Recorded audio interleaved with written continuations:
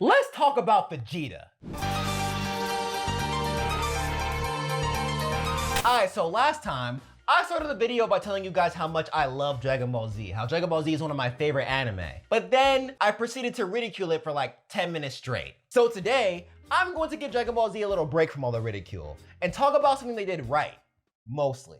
We're gonna talk about my boy, my favorite character in the whole damn anime, my guy Vegeta, and how Dragon Ball Z actually built him up pretty damn well. Like, I complain about a lot of things regarding DBZ, but I can say that I'm fairly happy with how Vegeta turned out. I just wish he would stop living in Goku's shadow, but you know, you can't have everything, right? Alright, so when Vegeta was first introduced in Dragon Ball Z, my man was evil as all hell. Like, think about it. He rolled up to Earth, him and Nappa destroyed a whole city, and then proceeded to beat the hell out of Earth's only savior. Not to mention that my man was way too ready to kill his boy Nappa. Like, the moment Nappa proved himself as useless, my man just killed him off. So yeah, Vegeta was evil as hell, to the point where during that scene where Krillin was about to kill Vegeta as he was crawling away to his Saiyan pod, I was mad at Goku for telling Krillin to let the guy live. Like, this guy was a psychopath, bro. Why are you letting him live? But nah, Goku wants to be like, yo, Krillin, chill. Don't kill him yet. I want to catch the hands one more time. Let me just fight him one more time, and if I feel like I can beat him if I try really hard. Like, bro, he's a psychopath. Nobody wants him alive. You should have killed his ass, but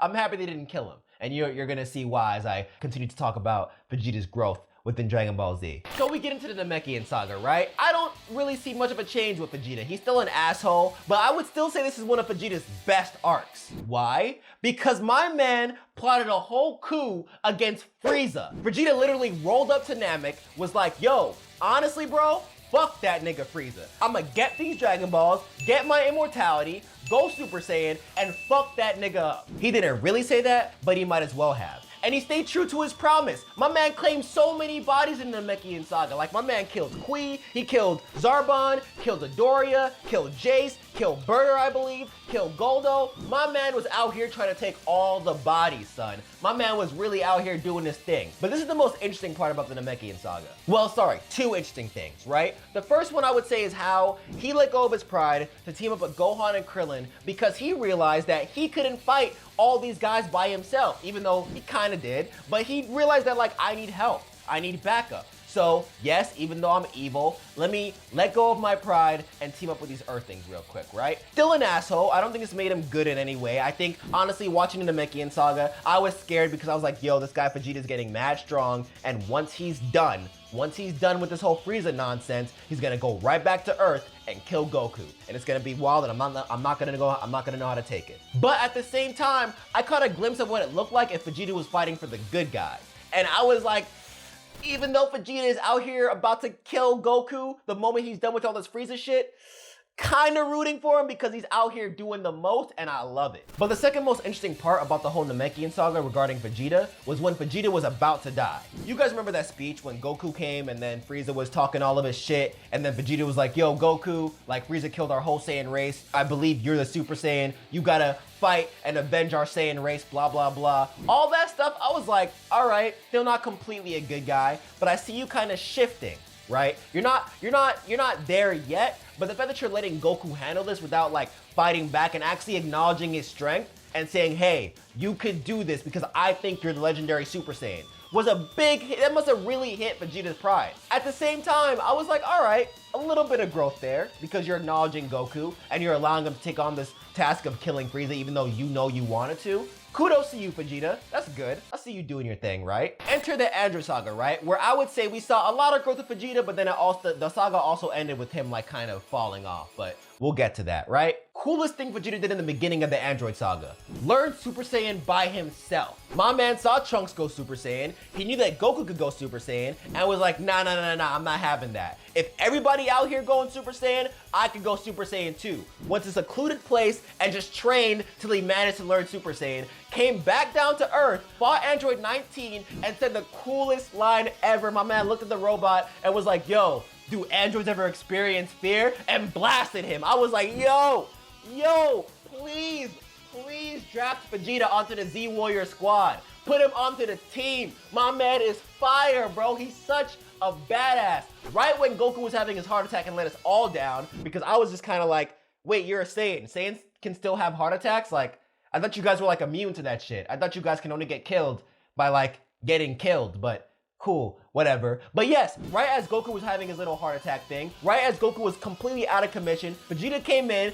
took the mantle of Savior of Earth, kinda, sorta, and was out here doing his thing. And I loved it. Loved every second of it. Some people didn't like it. Some people were like, you know, maybe Vegeta shouldn't learn Super Saiyan. Still kind of evil. That's a really big technique to learn when he's like a bad guy and he could turn at any moment. But for me, I was like, yo, fuck it. He knows Super Saiyan now and I'm down for the movements. So with that, we saw a change of Vegeta where he was less focused on destroying Earth and more focused on just being stronger than Goku. He just wanted to fight strong people, right? But I would say the biggest change that came with him was because of Trunks. So when Trunks stepped on the scene, he was hated by Vegeta pretty much. Like my man was sick of him. He was like, yo, I don't get how this kid is so strong. Fuck this kid, bro. I'm done with him, right? We can all agree that Vegeta was a terrible father in the beginning of the Android Saga, you know? But like at the same time, you could tell that he still cared for his son, mainly because when Trunks actually died, Vegeta lost his shit, let go of his pride, and fought Cell knowing full well that he was gonna lose that match. He didn't fight because of pride. He didn't fight because he wanted to prove that he was stronger. He fought because you killed his baby boy and he wanted that revenge. You could tell now, like because of that scene, you could kind of tell that, okay, Vegeta cares for people. Vegeta can care for people, which means he's growing as much more than just like a fighter. He's growing as a character. However, at the end of the Cell arc, you know, he kind of fell off. I feel like the combination of him learning Super Vegeta and all that shit, also Goku dying, because with Goku dead, he felt like he didn't really have a reason to continue training or continue to get stronger. His purpose just kind of fell off. Like he just didn't really do much after that. Like he was just kind of depressed, I would say. And that was still interesting to see, because that showed you that just because Vegeta's growing doesn't mean he's gonna lose himself. Like what that did is that Toriyama basically said, hey, guess what? I'm gonna make Vegeta grow. However, don't get it twisted. He's still this asshole. He's still this bastard. He's still this angry ass bitch who wants to yell at people and fight Goku for like the rest of his life. Like that's who Vegeta is as a character. He didn't let Vegeta lose his character. He just allowed Vegeta to grow a little bit more to the point where, you know, yeah, he still wants to kill Goku, but he can also still care about his family while he wants to kill Goku. The end of the Cell Saga kind of gave us like a little taste, a little piece of the cake that was to come of Vegeta being a great ass character, you know? But let's move on to the Buu Saga. So the Buu Saga is where I would say Vegeta kind of reached the climax of his character growth. So in the Buu Saga, we all know that Vegeta went Majin Vegeta. Babidi basically gave Vegeta an offer. He was like, hey man, you want to tap into your dark side? I can make you stronger. Here's how I'm gonna make you stronger. Vegeta took it and fought Goku. All that shit happened. I don't think that really aided in Vegeta's growth whatsoever. I think that was just Vegeta trying to go back to his old side, which once again goes back to the whole thing about Vegeta not losing himself. Like, you know, he didn't turn out to be some nice guy. He was still the same Vegeta. He just wanted to go back to his roots because he felt like he was turning weak. He actually felt himself becoming a docile Earthling, but he didn't want to do that. He was like, nah, I'm a villain. I'm supposed to be out here destroying planets, pillaging alien planets. What am I out here doing? Having a family and caring about my wife and caring about my son. You know, I respected that. I respected that Vegeta did not want to lose the side that he felt like was super important to him, you know? But then we saw him cast that side away when he went to go fight Majin Buu. Now, yes, Vegeta thought that he could kill Majin Buu at first, but once he saw that he couldn't kill Majin Buu, he did something completely selfless. He let go of his pride, he threw away all that shit, and was like, fuck it. I'm going to give this thing my all. Not for me, but to protect the people I care about. To protect Trunks, to protect Bulma. And honestly, I can't say he wants to protect anybody else. I mean, like, yeah, I guess he kind of wanted to protect Goku or whatever, but it's mostly Trunks and Bulma. I can't really see Vegeta as caring for Krillin and Yamcha and Tien and all those other guys that much. But it doesn't matter. He threw away all of his pride to protect somebody. That's the biggest part. Mind you, this is a guy in the Saiyan Saga who was okay with killing whoever he needed to get whatever he needed. Now we're seeing him do something crazy, not for himself, but for other people. And to add the cherry on top of the cake, during the whole Kid Buu fight, my man admitted in a whole monologue saying, you know what? Goku is stronger than me. The fact that he said that was like, son, so much growth right here. And I'm happy it took so long, because if it was something so quick where it was just like, hey, you know, yeah, Vegeta's now a good guy. Vegeta, yeah, I understand he was a bad guy last arc, but now he's a good guy. I'm happy it took so long, because you literally grew with Vegeta as he was going through all these changes in emotions. You were like fighting with Vegeta as like a fan of his. You were like, Vegeta, come on, be nicer, be kinder. And you slowly started seeing Vegeta get these little emotional character wins. And you were like, yes, Vegeta, you're doing what I wanted you to do this whole time. You're slowly becoming a nice guy, but you're still a badass, and I love it. Now, I get into GT, but you guys know how I feel about GT. And honestly, like, GT Vegeta was kind of useless until he went Super Saiyan 4, and not a lot of character development happened there. Like, I mean, he was a stay-at-home dad. He took care of his kids. Like, at that point, it was basically, like, stated that Vegeta was a father figure. Like, he's a good guy. Like, he's not out here trying to train anymore. So, GT Vegeta, not really my steez, but yeah, let's move on to Super. So in Super, right, one thing I really love about Super is that Vegeta went back kind of to his roots. Like, he went back to training. He learned Super Saiyan God by himself, which I thought was dope. You know, Goku needed this whole ritual to do it. Vegeta was like, nah, fuck that. I could do this by myself. Let go of his pride, went to go get taught by Whis, which I thought was crazy because if you think about it, Vegeta never really had a mentor before this. I mean, yeah, Nappa kind of taught him when he was younger, but after that, once Vegeta got into his prime, never got taught by anyone. Goku stayed getting taught by people. Like, Goku got taught by King Kai. He still got pointers from Master Roshi. He got taught by the guys in Yardrat. Like, he stayed getting taught. But fucking Vegeta never had a mentor. So the fact that he actually, once again, let go of his pride, I know I'm saying it a lot, but it's important, let go of his pride to go to Whis and have Whis train him was another big deal because it's like, all right, you're growing some more. You're seeing that you can't do this by yourself. You need a teacher. You need someone to help you get to the levels of smoke that Goku's at. Because right now, Goku's doing some crazy shit. And you also want to do some crazy shit. So I understand, you see the problem, you see what you need to do, and you're saying, fuck it, I need to get it done. I'll get a teacher. I'll go to Whis. Whis is strong, he could teach me. But on top of him getting stronger, you know, which is obvious, we also see him grow as a character. Once again, emotionally. He's more of a family man now. He cares about his son. He cares about his wife. So much so that he actually fought Beerus. Understand, he was afraid of Beerus before this. Like, he was afraid to give Beerus the hand. The moment Beerus touched Bulma, my man pulled the same thing he pulled when Trunks fucking died in the Cell Saga. Lost his shit, but this time, he actually fought well. Like, he actually did a good job. Like, my man's elevated to a whole other level of Super Saiyan. Mind you, Beerus still washed his ass, but it was still fire seeing Vegeta fight, once again, not for himself, but for the people he loved. This case being Bulma. On top of that, you saw him kind of become a mentor with Kaba when he taught Kaba how to go Super Saiyan in the middle of a match. He was like, fuck it, I know I'll win this match. Let me give this kid like a little pointer so, you know, he doesn't just leave this match feeling like shit. Taught him how to go Super Saiyan, and ever since then, Kaba's been like, you know what? Vegeta's a nice guy. You guys may not see it, but I see it. Vegeta's a nice guy, right? Little things like that had Vegeta kind of turn into this really nice character and a far cry away from what he was back in the Saiyan Saga when he's out here trying to kill people. And the last very surprising act he did that I would say really like solidified how much of a good character he was when he denied the Tournament of Power to stay with his pregnant wife Bulma. Goku would never do that shit. Where was Goku when Chi-Chi was pregnant with Goten?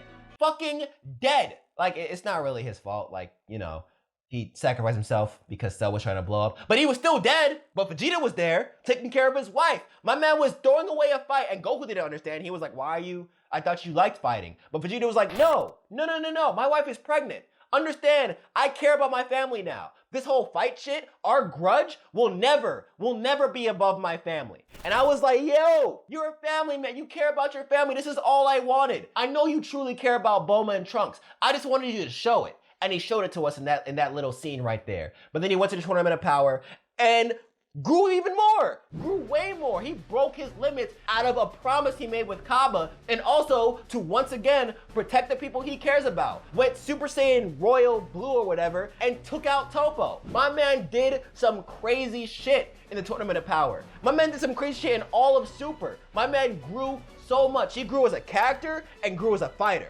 Perfect mix. Perfect mix, people. And one more side thing I want to mention within Super is that there was this part in the manga, right, where during the whole Black arc, where basically Vegeta needed a way to conserve his ki, but also fuck Black up. So what he did was that he mastered the art of switching from Super Saiyan Red to Super Saiyan Blue. Basically what he was doing is that he was going after Black in Super Saiyan Red, and then he would switch to Super Saiyan Blue the moment he's about to attack, which further solidifies how much of a good fighter Vegeta has become. They even stated in the manga, and the amount of ki control that takes is huge. So it shows you that Vegeta was not about the whole like, I'm just gonna run up and punch people in the face anymore. He's being more creative with how he fights. He's learning how to conserve his ki. He's learning how to better survive in these matches. Like I said, he's not only getting better as a character, he's getting better as a fighter. So we didn't lose anything having to do with Vegeta. He just got better, period. Like a lot of times in animes, right, when the bad guy joins the good character side, you see the bad guy get nerfed, you see him forget about certain aspects about himself. The person just completely changes. I love that Toriyama kept Vegeta the same way, but still allowed him to grow as a character and as a fighter. I still see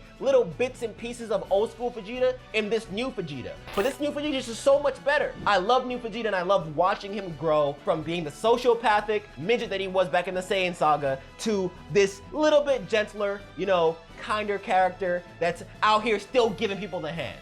But yes, watching Vegeta's growth was amazing. And I'm so happy that in the manga, he's still growing. Like, in the manga, right, they're fighting this character that's super strong. Like, this character is stronger than Beerus. And what Vegeta's plan for this character is that he's trying to go to Yardrat to learn a skill that can give him a one-up on the character, which is completely different for him because he even said, I'm not the person to learn these, like, low-handed skills just to beat somebody, you know? Like, I'm usually the person that's just who gets stronger and beats somebody off of my pure strength. He's trying to learn a skill to beat this character, which further solidifies how much of a great fighter Vegeta is becoming. But something small, it's just a little thing I want to throw out there about what's going on in the manga. But yeah, Vegeta's out here doing his thing. Still doing his thing. He was doing his thing since all the way back in the Saiyan Saga. I love me some Vegeta, man. And now you guys understand why I love Vegeta, because his growth is just amazing. I actually walked you guys through Vegeta's growth and how I saw it and how I felt and why I love the growth process, man. Like, son, Vegeta's an inspiration. I don't care what you say. I love Vegeta, son. I love him to death. And fuck Goku.